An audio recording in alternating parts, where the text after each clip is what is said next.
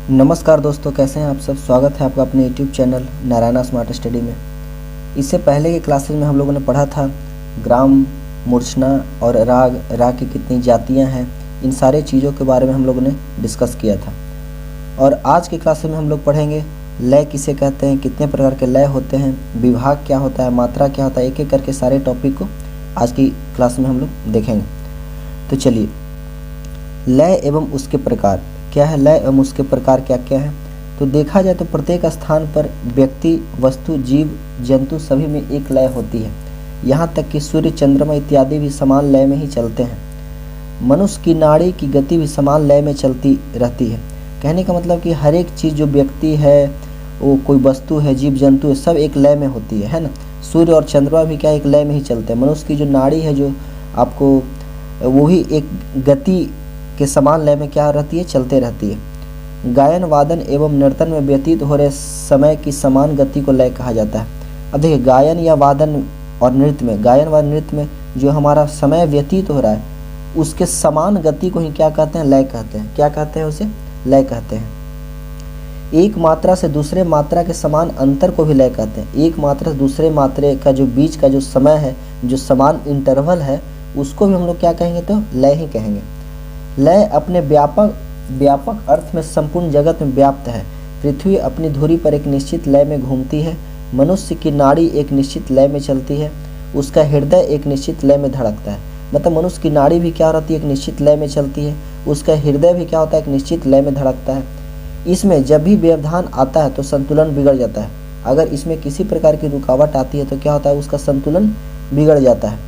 लय के सही प्रयोगों के कारण ही ताल अपना आवर्तन निर्दिष्ट समय में पूरा करती है। मतलब लय के सही प्रयोगों के कारण, लय का अगर सही प्रयोग करेंगे तो उसके द्वारा ही ताल क्या होगा, अपना एक आवर्तन जो होता है वो एक निश्चित समय में क्या करेगा, पूरा करेगा। दिन रात और सूर्योदय सूर्यास्त भी निश्चित समय पर होते हैं। जो सूर्योदय और सूर्यास्त भी क्या होते हैं, एक निश्चित समय पर होते हैं। घड़ी की सुई की चाल, स्वस्थ मनुष्य की नाड़ी और उसके हृदय की धड़कन आदि लय के जीवंत उदाहरण हैं। कहा गया कि घड़ी की जो सुई की चाल भी है, स्वस्थ मनुष्य की जो नाड़ी है और उसके हृदय की जो धड़कन है, वो भी क्या है, एक लय का जीवंत क्या है, उदाहरण है। ये तीनों क्या है, उदाहरण है। अब देखिए यहाँ पे लय कितने प्रकार के होते हैं। तो यहाँ शास्त्रों में लय कितने प्रकार के, 3 प्रकार के बताए गए। कितने, 3 प्रकार के, विलंबित लय, मध्य लय और द्रुत लय। अब विलंबित लय किसे कहते हैं, तो जब लय बहुत धीमी गति में चलती है, कोई भी जब लय बहुत धीमी गति में चलती है तो उसे विलंबित कहा जाता है।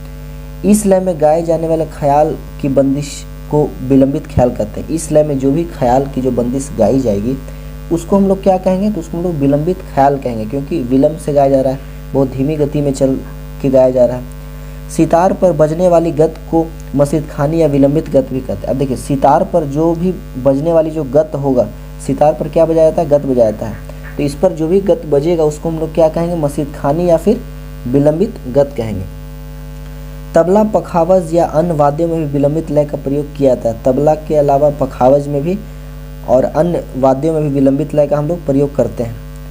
इसकी गति जो होती है क्या होती है, मध्य लय की तुलना में आधी होती है। इसकी जो गति होती है वो मध्य लय जितना होता है उसका आधा होता है। कितना होता है, आधा होता है, हाफ होता है। सामान्यतः झुमरा ताल, तिलवाड़ा, एक ताल, आड़ा, चौताल, धमार, रूपक और झपताल जैसी तालें इसके लिए अधिक उपयुक्त मानी गई। अब देखिए, जो विलंबित लय है उसके लिए कौन कौन सी तालें मानी गई है, तो उसके लिए आपको झुमरा ताल है, तिलवाड़ा है, एक ताल है, आड़ा 4 ताल है, रूपक है, धमार है और झपताल जो तालें हैं वह क्या है, अधिक उपयुक्त मानी गई है। इसका एक अन्य प्रकार भी है जो कि अति विलंबित लय में प्रयुक्त होता है। कौन सा लय में, अति विलंबित, मतलब विलंब से भी थोड़ा सा और ज़्यादा होता है, मतलब विलंब होता है, उसी को हम लोग अति विलंबित लय में कहते हैं। इस चीज़ को आप लोग याद रखेंगे कि विलंबित लय कौन कौन से ताल में गाई जाती है, तो वो आपको हो जाएगा समन, तिलवाड़ा में, झुमरा में, एक ताल में, चौताल में, धमार में, रूपक में और झपताल में। अब देखिए, मध्य लय हम लोग किसे कहते हैं, तो जब लय साधारण रहे, अर्थात ना बहुत ज़्यादा हो और ना बहुत कम हो, तो उसे हम लोग मध्य लय कहते हैं। मतलब कोई भी जब लय ज़्यादा न बहुत ज़्यादा हो ना बहुत कम हो, तो उसी को हम लोग क्या कहेंगे, मध्य लय कहेंगे, मतलब समान हो, है ना। गाने बजाने में अधिकतर मध्य लय का प्रयोग करते हैं। गाने बजाने में हम लोग अधिकतर किस लय का प्रयोग करते हैं, तो मध्य लय का ही प्रयोग करते हैं। वह लय जो सामान्यतः न तो बहुत अधिक विलंबित हो और ना बहुत द्रुत हो, मतलब वह लय जो न कि बहुत ज़्यादा विलंब से हो और ना बहुत ज़्यादा तीव्र हो, मतलब द्रुत हो, वही क्या कहलाती है, मध्य लय कहलाती है। क्या कहलाती है, मध्य लय कहलाती है। मध्य लय की मात्रा काल लगभग 1 सेकंड की होती है। इसकी जो मात्रा काल कितनी होती है, 1 सेकंड की होती है। धमार, गायन, छोटा ख्याल, सितार की गते, तबले में रेला आदि का वादन प्रायः इसी लय में होता है। जो धमार गायन होता है हमारा, छोटा ख्याल होता है, सितार की गते और तबले में जो रेला आदि का जो वादन होता है इसी लय में किया जाता है। 3 ताल, एक ताल, झप ताल, रूपक ताल, आड़ा चार ताल, तिबरा ताल इसी लय में बजाया जाता है। अब देखिए मध्य लय का कौन कौन सा ताल होता है, तो 3 ताल में मध्य लय बजाया जाएगा, एक ताल में बजाया जाएगा, झप ताल में बजाया जाता है, रूपक में, आड़ा चौ ताल में और तिबरा इत्यादि जो लय है इसी में आपको क्या होता है, मध्य लय बजाया जाता है। यह जो लय है किस रस के लिए उपयोगी माना गया था, ये रस आप लोग ध्यान में रखेंगे। शांत रस और श्रृंगार रस के लिए मध्य लय क्या होता है, उपयोगी माना गया। ये पूछा जा सकता है आप लोगों को एग्जाम में प्रश्न के माध्यम से कि शांत रस और श्रृंगार रस क्या होता है, उपयोगी माना गया है मध्य लय के लिए। अब द्रुत लय किसे कहते हैं, तो गाते बजाते समय एक लय स्थिर की जाती है जो बराबर की लय कहलाती है। गाते बजाते समय एक जो लय होता है उसको स्थिर किया जाता है जो कि बराबर की लय होती है, मतलब मध्य लय की मान सकते हैं, बराबर गति में। मध्य लय से दुगनी जो लय होता है, तो जो मध्य लय का जो लय होगा उससे दुगना मतलब डबल, उसी को हम लोग क्या कहेंगे, द्रुत लय कहते हैं। क्या कहेंगे, द्रुत लय कहेंगे। इसी लय में द्रुत ख्याल, अब इसी लय में क्या होगा, द्रुत ख्याल, तराने तथा सितार पर रजाखानी या द्रुत गते बजाई जाती है। तो इसी लय में क्या क्या बजाई जाएगा, तो द्रुत ख्याल बजाया जाएगा, तराने बजाए जाएंगे, है ना, सितार पर रजाखानी गत या द्रुत गते बजाई जाती है। किस में, तो द्रुत लय में। स्वर वाद्यों में यहीं से झाला की शुरुआत करते हैं। जो स्वर वाद्य होता है उसमें हम लोग यहीं से क्या करते हैं, झाला की शुरुआत करते हैं, जिससे कि अति द्रुत लय तक ले जाकर वादन का चमत्कार दर्शाया जाता है। जिससे कि हम लोग द्रुत के बाद अति द्रुत लय तक, मतलब इससे भी फास्ट, वहां तक ले जाकर क्या करते हैं, वादन में थोड़ा चमत्कार दर्शाया जाता है। तबला स्वतंत्र वादन में इस लय में टुकड़े, परन, गत, फर्द आदि का वादन होता है। जो तबला जो होता है उसमें स्वतंत्र वादन में इस लय में हम लोग प्रयोग करते हैं द्रुत लय का स्वतंत्र वादन में, और इस लय में क्या बजाया जाता है, तो टुकड़े, परन, गत, फर्द आदि का वादन किया जाता है। इसमें एक मात्रा से दूसरी मात्रा के बीच का अंतराल कम, लगभग आधा सेकंड का होता है। इसमें जो अंतराल होता है एक मात्रा से दूसरी मात्रा के बीच, वह कितना होता है, लगभग आधा सेकंड का होता है। कितना होता है, आधा सेकंड का होता है। 3 ताल, एक ताल, झप ताल, सूल ताल, रूपक ताल, तिबरा ताल, दीपचंदी, कहरवा, दादरा जैसी तालें इस लय के लिए उपयोगी हैं। ये सब जितनी तालें दी गई ये सब क्या है, उपयोगी है। जैसे कि 3 ताल, एक ताल, झप ताल, सूल ताल, रूपक ताल, तिबरा ताल, दीपचंदी ताल, कहरवा ताल, दादरा, ये सब ताले क्या है, उपयोगी है इस लय के लिए। कौन सा, तो द्रुत लय के लिए। अब ये जो लय है इसमें आपको देखा जा रहा है कि जो रौद्र रस हो गया, क्या हो गया, रौद्र रस, विभत्स रस, भयानक रस, वीर रस एवं अद्भुत रसों का प्रयोग इस लय में किया जाता है। तो ये जो रस है ये आप लोग याद रखेंगे कि आपको द्रुत लय में कौन से रस का प्रयोग करते हैं, तो रौद्र रस का हम लोग करते हैं, विभत्स रस, भयानक रस, वीर रस, अद्भुत रस। कहने का मतलब वीर हो गया, अद्भुत हो गया, भयानक हो गया, विभत्स हो गया, और रौद्र रस का हम लोग द्रुत लय में प्रयोग करते हैं। ठीक है। अब देखिए ताल पक्ष हम लोग देखेंगे, ताल क्या है और इसके बारे में क्या क्या बताया गया है।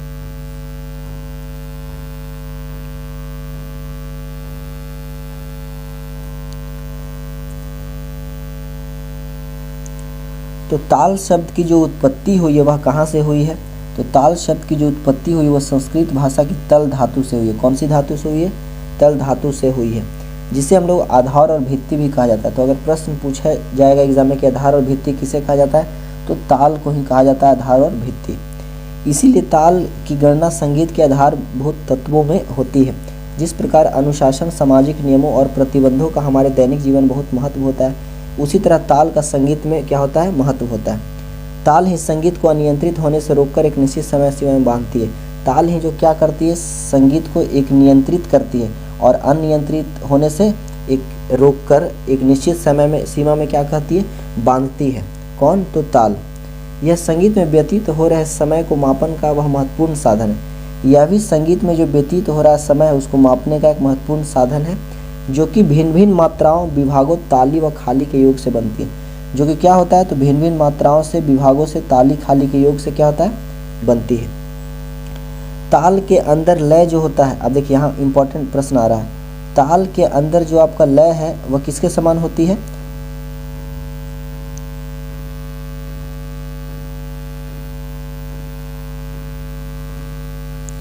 ताल के अंदर जो लय है वो रक्त की तरह होती है, यह याद रखिएगा आप लोग। ताल के अंदर जो लय है वो लय जो होती है रक्त की तरह होती है ना।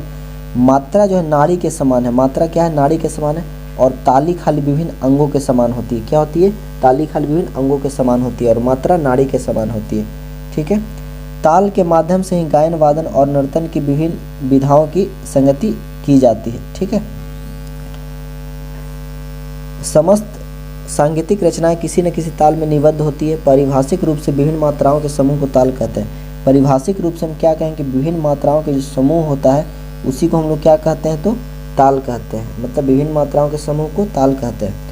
संगीत में समय का माप ताल द्वारा किया जाता है। संगीत की अगर बात करें तो समय का जो मापन किया जाता है वो किसके द्वारा किया जाता है? ताल द्वारा किया जाता है। यह भी कहा जा सकता है कि संगीत में समय आधारित एक निश्चित ढांचे को ताल कहा जाता है। यह भी इसमें हम लोग कह सकते हैं कि संगीत में समय आधारित एक निश्चित ढांचे को हम लोग क्या कहेंगे? ताल कहा जाता है। हिंदुस्तानी संगीत पद्धति में अनेक तालों की रचना हुई है। हिंदुस्तानी संगीत पद्धति में अनेक तालों की रचना हुई है, जिसमें कुछ प्रमुख ताल है। जैसे ध्रुपद के लिए आपको 4 ताल प्रयोग करते हैं, सूल ताल करते हैं, ब्रह्म ताल का प्रयोग करते हैं। धमार के लिए धमार ताल और ठुमरी के लिए दीपचंदी व जत ताल इत्यादि ताल बनाए गए हैं। कहने का मतलब विभिन्न शैलियों के लिए अलग अलग प्रकार के ताल बनाए गए हैं। ध्रुपद के लिए 4 ताल, सूल ताल, ब्रह्म ताल बनाए गए हैं। धमार के लिए धमार ताल और ठुमरी के लिए दीपचंदी और जत ताल का निर्माण किया गया। उदाहरण के लिए एक ताल जिसमें कि 12 मात्राएं और 6 विभाग, 4 ताली और 2 खाली। उदाहरण के लिए एक ताल दिया गया जिसमें कि कुल 12 मात्राएं होती है, 6 विभाग होते हैं और 4 ताली और 2 खाली होते हैं। ठीक है, ये आप लोग ताल देख लेंगे। अब नेक्स्ट है मात्रा। मात्रा के बारे में क्या बताया जा रहा है? तो लय की गति के मापन की क्रिया को मात्रा कहते हैं। मात्रा किसे कहते हैं? तो लय की जो गति के मापन की क्रिया को क्या कहेंगे? मात्रा कहेंगे। मतलब जो लय है उसका जो गति है उसको मापने की क्रिया को क्या कहते हैं? मात्रा कहते हैं। मात्रा और लय दोनों एक दूसरे के पूरक है। मतलब मात्रा और जो लय वो दोनों एक दूसरे के क्या इंटरडिपेंडेंट है ना, एक दूसरे के पूरक है। एक मात्रा 1 सेकंड की माने और मात्रा की लंबाई बढ़ा दे यानी 2 सेकंड कर दे तो विलंबित लय हो जाएगा। कहने का मतलब है कि एक मात्रा अगर 1 सेकंड की मानते हैं और मात्रा की लंबाई को बढ़ा देंगे और यानी 2 सेकंड कर देंगे तो क्या हो जाएगा? ज़्यादा समय लग रहा तो विलंबित लय हो जाएगा। यदि मात्रा की लंबाई घटा देंगे और आधे सेकंड की एक मात्रा कर देंगे, मतलब कम समय में आधा मात्रा कर देंगे तो क्या लय हो जाएगा? द्रुत लय हो जाएगा। मतलब ज़्यादा समय तो आपको विलंबित, कम समय द्रुत लय हो जाएगा। मात्रा की गति जो होती है लय पर ही निर्भर करती है। मात्रा की गति किस पर निर्भर करती है? लय पर निर्भर करती है। जब 2 मात्राओं के बीच मध्य अंतराल अधिक होगा तो लय भी धीमी होगी। 2 मात्रा के बीच अगर अंतराल क्या होगा? मध्य होगा तो वो क्या रहेगा? मतलब ज़्यादा रहेगा तो क्या लय धीमी हो जाएगी। और अंतराल कम होगा मतलब अंतराल उसमें कम होगा तो लय क्या होगा? तेज होगी। तो समझने वाली बात है। संगीत में व्यतीत हो रहे समय को मापने का साधन ताल है। अब देखिए संगीत में, यहाँ हम ताल में पहले पढ़े थे कि संगीत में व्यतीत हो रहे समय को मापने का साधन क्या है? तो ताल को माना जाता है। और ताल की सबसे छोटी इकाई अथवा पैमाना क्या है? मात्रा है। ये पूछा जा सकता है कि ताल की सबसे छोटी इकाई क्या है? तो मात्रा कहा जाता है। ये आप लोग याद रखेंगे बात को कि ताल की सबसे छोटी इकाई मात्रा है। मात्रा पर विचार करते समय लय को ध्यान में रखना जरूरी होता है। मात्रा पर अगर विचार करते हम ध्यान देंगे कि इसको क्या होता है? लय को ध्यान में रखना जरूरी होता है। भिन्न भिन्न लयों में मात्रा की अवधि भी भिन्न भिन्न होती है। भिन्न भिन्न मात्रा में लय की अवधि क्या होती है? भिन्न होती है। भिन्न भिन्न मात्राओं के योग से ही एक ताल की रचना होती है। एक ताल की रचना कैसे होती है? भिन्न भिन्न मात्राओं के योग से एक ताल की रचना होती है। तिब्रा ताल जो होता है 7 मात्रा की है, इसमें 3 ताली होती है, इसमें खाली नहीं होती है। जो आपका तिब्रा ताल है उसमें क्या होता है? 7 मात्रा का ताल होता है जिसमें कि आपका खाली नहीं होता है, केवल 3 ताली होता है। ठीक है, तिब्रा ताल के यहाँ बोल दिया गया आपको धा दिन ता तिटा कता गदी गन। इस बोल को आप लोग क्या करेंगे? याद कर लेंगे, है ना। चलिए विभाग देखते हैं। विभाग में क्या कहा गया है? प्रत्येक ताल के कुछ खंड होते हैं। प्रत्येक ताल के क्या होते हैं? कुछ खंड होते हैं जिन्हें हम लोग विभाग कहते हैं। तो विभाग किसे कहते हैं? तो प्रत्येक ताल के कुछ खंड होते हैं जिन्हें कि विभाग कहा जाता है।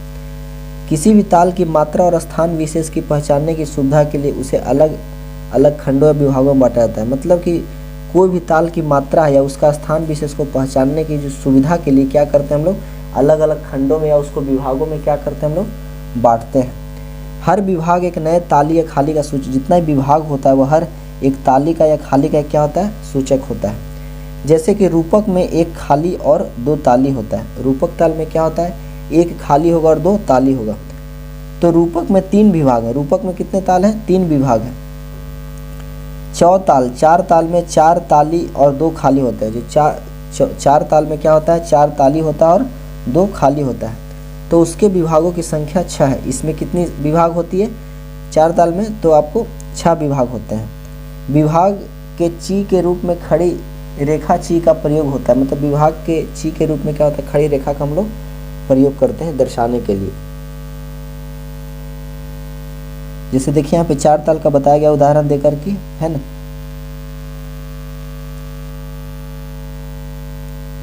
बोल है इसका धा धा दिन ता, किट धा दिन ता, टे का ता गदी गना। ये क्या है, आपका बोल दिया गया। इसको भी आप लोग ध्यान में रखेंगे। बोल को यहाँ से प्रश्न किया जा सकता है, कितने नंबर पे ताली है, कितने नंबर पे खाली होता है।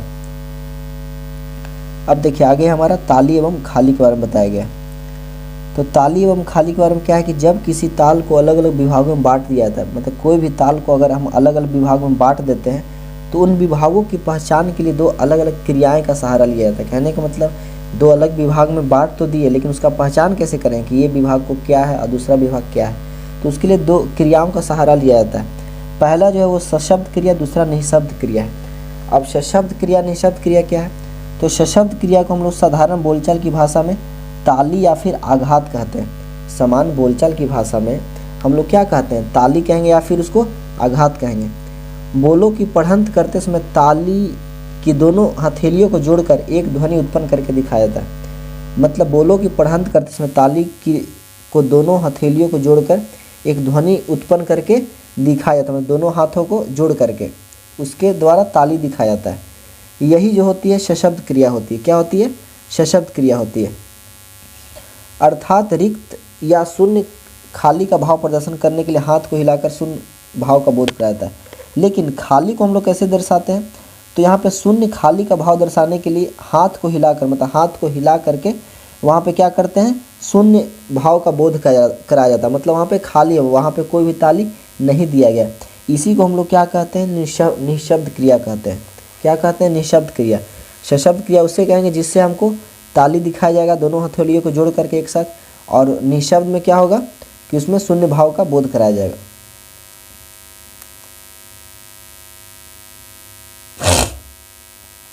सामान्य ताली वाले स्थानों पर संयुक्त वर्ण जैसे धा धिन का प्रयोग किया जाता है। जो समान ताली वाले स्थान पर किस वर्ण का हम लोग प्रयोग करते हैं, तो धा और धिन आदि का ही प्रयोग होता है। क्या होता है, धा धिन का प्रयोग करते हैं।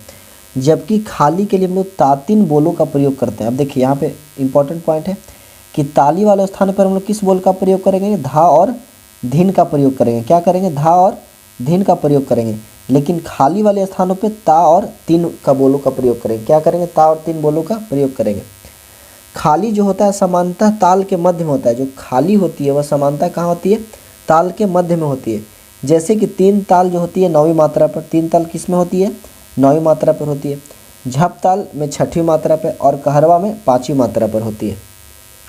कहने का 3 ताल में जो 9वीं मात्रा पर खाली होगा, झप ताल में 6वीं पे और कहरवा में 5वीं पे। किसी भी ताल में जिस मात्रा पर खाली होता है वहाँ प्रायः बंद बोलों का प्रयोग होता है। कहने का मतलब है जिस ताल में जिस मात्रा पर खाली होगा वहाँ पे क्या होगा, तो बंद बोल का प्रयोग किया जाएगा। क्या किया जाएगा, बंद बोल का प्रयोग किया जाएगा। लेकिन इस नियम का बहुत कठोरता से पालन नहीं किया जाता है। लेकिन ये जो नियम है इसका बहुत कठोरता से पालन नहीं किया जाता है। किसी भी ताल में खाली के 2 विभाग हैं। कोई भी ताल में खाली के कितने विभाग हैं, 2 विभाग हैं। एक साथ नहीं होते हैं। मतलब कि कोई भी ताल में अगर खाली है तो उसका दोनों अल्टरनेट में विभाग मतलब खाली उसका नहीं होगा, जबकि एक दूसरे के बाद होगा। लेकिन ताली के विभाग एक साथ हो सकते हैं। ताली के विभाग क्या होते हैं, एक साथ आपको वो हो सकते हैं।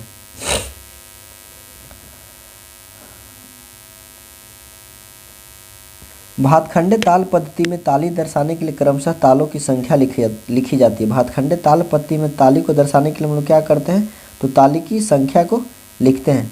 तथा इसे जीरो से दर्शाते हैं। इसे हम लोग किस चिन्ह से दर्शाते हैं? तो जीरो से दर्शाते हैं। तो कौन सी पद्धति की बात किया जा रहा है? तो भातखंडे ताल पद्धति। भातखंडे ताल पद्धति में हम लोग ताल को दर्शाने के लिए क्या करते हैं? तालों की संख्या लिख करके और उसको किससे दर्शाते हैं? जीरो से दर्शाते हैं। जैसे कि यहाँ पे आप देख सकते हैं 9वीं मात्रा पे खाली है तो यहाँ जीरो से दर्शाया गया है। नेक्स्ट क्या है आपका? सम के बारे में बताया गया है। सम क्या है? तो किसी भी ताल की प्रथम मात्रा पे सम होती है। कोई भी ताल का जो प्रथम मात्रा होता है उस पर क्या होता है? सम होता है। गीत, गत अथवा नृत्य में इस स्थान पर विशेष जोर दिया जाता है। गीत में, गत में अथवा नृत्य में क्या करते हैं? इस स्थान पर हम लोग विशेष जोर देते हैं। वैसे तो सम किसी भी ताल का प्रथम मात्रा को कहते हैं। वैसे तो जो सम होता है किसी भी ताल की हम लोग प्रथम मात्रा को कहते हैं, परंतु अपवाद स्वरूप रूपक ताल को छोड़ दे। लेकिन अगर रूपक ताल को अगर हम लोग छोड़ देते हैं तो प्रायः ताली ही होती है। प्रायः क्या होती है? ताली ही होती है। क्योंकि रूपक ताल में क्या होता है? पहले पे खाली दिखाया जाता है। तो इस ताल को छोड़ करके देखें तो क्या होती है? किसी भी ताल की प्रथम मात्रा पर सम ही होता है। इसीलिए ताल की अन्य मात्राओं की अपेक्षा इस मात्रा पर अधिक बल दिया जाता है। इसीलिए ताल की जो अन्य मात्राओं की अपेक्षा क्या होता है? सम पर क्या होता है? अधिक बल दिया जाता है। और तथा इसे क्या दिखाते हैं? इसे हाथ पर ताली देकर भी दिखाया जाता है। क्या दिखाया जाता है? हाथ पर ताली देकर के दिखाया जाता है। सम जो होता है किसी भी ताल का सर्वाधिक महत्वपूर्ण स्थान होता है। जो सम होता है किसी भी ताल का क्या होता है? महत्वपूर्ण स्थान होता है। संगीत में आनंद का केंद्र क्या है? सम ही है। क्या है? सम ही है। भातखंडे ताल पत्ती में इसे हम लोग क्रॉस से दिखा, देखिए भातखंडे ताल पत्ती में इसका सिंबल क्या है? तो इसको क्रॉस से हम लोग दर्शाते हैं। किसको? तो सम को। जब हम कोई बंदिश गाते हैं, नृत्य में तत्कार इत्यादि पेश करते हैं, कोई भी जब हम लोग बंदिश गाते हैं या फिर नृत्य में तत्कार इत्यादि पेश करते हैं तो राग की महत्व समझ में आती है। राग की महत्व क्या होती है? समझ में आती है। और गीतवाद और नृत्य को लय के अनुसार, गीत और नृत्य को क्या करते हैं? लय के अनुसार स्वरों टुकड़ों से अलंकृत करता है। ये क्या करता है? स्वर और टुकड़ों से क्या करता है? उसको बांधता है, अलंकृत करता है। और इस अलंकरण के पश्चात जब कलाकार सम पर आकर मिलता है या समाहित होता है तो एक अलग भाव की दृष्टि होती है। क्या होती है? मतलब सम पर कोई भी अलंकार करते हुए कोई जब कलाकार वहाँ पे आके मिलता है, कुछ भी अपना टुकड़ा लेकर के या स्वरों से कुछ अपना अलंकार करते हुए, है ना, तो वहाँ पे क्या होता है? अलग भाव की सृष्टि मतलब दिखता है उसको। एक गायक, वादक और नर्तक सम को अपने घर जैसा मानते हैं। जो गायक या वादक होते हैं वो सम को क्या मानते हैं? अपने घर जैसा मानते हैं। जिस तरह प्रातःकाल एक व्यक्ति कामकाज के लिए निकलता है, समय अनुसार विभिन्न तरह के क्रियाकलापों से कार्य को मिटाकर रात को उसी घर में लौट आता है। तो जिस तरह से कोई आदमी बाहर काम करने के लिए निकलता है और उस तरह रात में काम करके आ जाता है, उसी प्रकार क्या होता है? कलाकार एक मुखड़े को गा बजाकर प्रदर्शन आरंभ तो करते हैं, लेकिन मुखड़े को के बाद सम पर आते विभिन्न तरह के टुकड़े लयकारियों का सहारा लेकर मूल स्वर के साथ अपनी कला को उभारते हुए वापस सम पर आकर मिलते हैं। मतलब कि आप मुखड़ा वो शुरू कर दिया किसी से भी, लेकिन आकर के वो सम पर ही आकर के कोई भी कलाकार अपने जो भी वो गायकी को कर रहे हैं, जो प्रदर्शन कर रहे हैं, वहाँ पे आकर सम पे आकर वो मिलते हैं। अब देखिए रूपक ताल दिया गया भातखंडे ताल लिपि में। रूपक ताल में बताया गया है कि इसका बोल है ती, ती, ना, धी, ना, धी, ना। अब यहाँ पहली मात्रा पे खाली दर्शाया गया है। अब बाकी पे क्या है? यहाँ पे ताली है। जैसे चौथी मात्रा पर ताली और छठी मात्रा पर भी ताली दर्शाया गया है।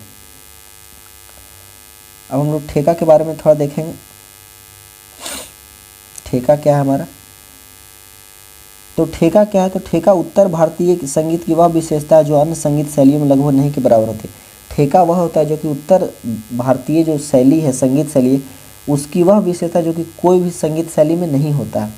किसी भी ताल का वह मूल बोल जिसके द्वारा उस ताल को पहचानते हैं, मतलब कोई भी ताल का वह मूल बोल, कोई बोल होता है। जैसे यहाँ पे दिया गया धी ना, धी, धी ना, ती ना, धी, धी ना। तो इसका जो बोल है, इसी के द्वारा हम लोग क्या करते हैं? इस लय को पहचानते हैं। क्या करते हैं? इस लय को पहचानते हैं। उसी ताल का ठेका कहलाता है। वह क्या कहलाता है? तेल का ठेका कहलाता है। इस ठेके की रचना उस ताल की प्रकृति, गति, प्रकार और ताली खाली के द्वारा की जाती है। क्या की जाती है? इसके गति, प्रकार, ताली, खाली, विभाग आदि को ध्यान में रख करके किया जाता है। जो ठेके की जो रचना होती है, उस ताल की प्रकृति क्या है, उसका गति प्रकार क्या है, और उसमें ताली, खाली और विभाग आदि को ध्यान में रख करके किया जाता है। जैसे कि यहाँ झप ताल की अगर हम बात करें तो इसका जो क्या है, 2-3-2-3 का इसका विभाग है। इसका क्या है? 2-3-2-3 का विभाग है इस ताल का। झप ताल का बोल है। इसका ठेका क्या है? तो धी ना, धी, धी ना, ती ना, धी, धी ना। ये क्या है? तो इसका बोल है। ये क्या हो गया? ठेका हो गया। तो इसी ठेका से हम लोग पहचानते हैं कि क्या है झप ताल का क्या है ताल है। उल्लेखनीय है कि कर्नाटकी संगीत और पाश्चात्य संगीत में ताल तो हैं, किंतु उनकी शैली में ठेके के निश्चित बोल नहीं। कहने का मतलब कर्नाटकी संगीत और पाश्चात्य संगीत में भी ताल होते हैं, लेकिन उसमें कोई बोल नहीं होता है। जैसे हिंदुस्तानी संगीत में हमारा हर एक जो ताल है उसका बोल है, चाहे दादरा हो, कहरवा हो, रूपक हो, लेकिन पाश्चात्य और कर्नाटकी संगीत में किसी प्रकार का बोल नहीं है, कोई भी ताल का, कोई भी ठेके का। गायन की प्रकृति के अनुसार ताल के स्वरूप को ध्यान में रखकर अनुकूल बोलों का वादन किया जाता है। वहाँ क्या किया जाता है कि गायन की प्रकृति जिस तरह से है उसी को ध्यान में रख कर के हम उसके अनुसार जो बोल होना चाहिए उसका क्या करते हैं, प्रयोग करते हैं। तो कौन से संगीत में, पाश्चात्य और कर्नाटकी संगीत में, वहाँ की बात यहाँ पे किया जा रहा है कि वहाँ किसी प्रकार का कोई बोल जो होता है नहीं होता है। क्या होता है, नहीं होता है। अब देखिए आवर्तन क्या होता है। तो आवर्तन के बारे में हम लोग क्या पढ़ेंगे कि किसी भी ताल की प्रथम मात्रा से, किसी भी ताल की प्रथम मात्रा से अंतिम मात्रा तक का क्षेत्र उस ताल का एक आवर्तन कहलाएगा। मतलब किसी भी ताल की जो प्रथम मात्रा से लेकर के जो अंतिम मात्रा का जो एरिया होगा उसी को हम लोग क्या कहते हैं, एक आवर्तन कहते हैं। ठीक है। दूसरी बार जब वह ताल आरंभ होगा और जब दूसरी बार वह ताल आरंभ होगा वह उसका दूसरा आवर्तन कहलाएगा। मतलब पहली बार शुरू किए यहाँ से और वो लास्ट में ख़त्म किए, वह एक आवर्तन हुआ। फिर दूसरी बार वह जब ताल शुरू होगा तो लास्ट में खत्म उसका दूसरा आवर्तन होगा। उदाहरण के लिए सूल ताल का एक आवर्तन क्या होता है, 10 मात्रा का होता है। उदाहरण के लिए क्या है कि सूल ताल जो होता है कितने मात्रा का होता है, 10 मात्रा का होता है, एक आवर्तन। 10 मात्रा बजाने के बाद फिर आवर्तन शुरू होगा। मतलब 10 मात्रा अगर बजा लेंगे उसके बाद हमको दूसरा आवर्तन करना है तो फिर से हमको शुरू से क्या करना, बजाना पड़ेगा, तब वो दूसरा आवर्तन होगा। क्या होगा, दूसरा आवर्तन होगा। तो इस प्रकार हम लोगों ने देखा कि आवर्तन क्या होता है ना। अब देखिए यहाँ पे कुछ इंपॉर्टेंट पॉइंट, इसको हम लोग देख लेते हैं। भारतीय संगीत में प्रथम यहाँ से पूछा जा सकता है कि आपको वर्ष 1896 में स्थापित श्री पार्थ सारथी स्वामी सभा देश की सबसे पहली और प्राचीन सांस्कृतिक संस्था है। मतलब देश की सबसे पहली और जो प्राचीन सांस्कृतिक संस्था वह कौन सी है, तो श्री पार्थ सारथी स्वामी सभा, यह क्या है, संस्था का नाम है, जिसकी स्थापना श्री मन्नी तिरुमलाचार्य ने दक्षिण भारत में भारतीय कला और संस्कृति को बढ़ावा देने के लिए की थी। कहने का मतलब कि जो प्राचीन और संस्कृति देश की पहली कौन सी संस्था है, तो श्री पार्थ सारथी स्वामी सभा है। और इसकी स्थापना किसने किया, तो श्री मन्नी तिरुमलाचार्य ने किया, जो कि दक्षिण भारत के हैं। कि कहाँ की हैं, दक्षिण भारत की हैं। और ये किस लिए किए, तो भारतीय कला और संस्कृति को बढ़ावा देने के लिए किए। इस संस्था को श्री पार्थ सारथी स्वामी सभा से पहले संगीत विद्वत सभा के नाम से जाना जाता है। अभी जो पार्थ सारथी स्वामी सभा है इसका पहले का नाम क्या था, तो ये नाम था संगीत विद्वत सभा। क्या था, संगीत विद्वत सभा इसका पहले का नाम था, और बाद में इसका नाम क्या कर दिया गया, श्री पार्थ सारथी स्वामी सभा। तो इस बात को भी आप लोग याद रखेंगे, कॉपी में लिख लेंगे, याद करने में आसानी होगी आप लोग। तो चलिए आज के लिए इस वीडियो में इतना ही। आज हम लोगों ने बहुत सारे बिंदुओं पर हमने बात किया, ठेका से लेकर के मात्रा क्या होती है, लय क्या होती है, सम क्या होती है ना, ताली खाली से लेकर हर एक चीज़ के बारे में हमने डिस्कस किया। अब नेक्स्ट चैप्टर हम लोग मिलेंगे, चैप्टर नंबर 4 के साथ, उसमें कुछ और बातें के साथ हम लोग मिलेंगे नेक्स्ट वीडियो में। और इसमें अगर कहीं से भी आप लोगों को कोई दिक्कत हुई हो, कोई प्रश्न हुआ हो, तो उसको कमेंट के माध्यम से आप लोग पूछ सकते हैं। तो मिलते हैं फिर नेक्स्ट क्लास में, तब तक के लिए चैनल को लाइक कीजिए, सब्सक्राइब कीजिए। धन्यवाद।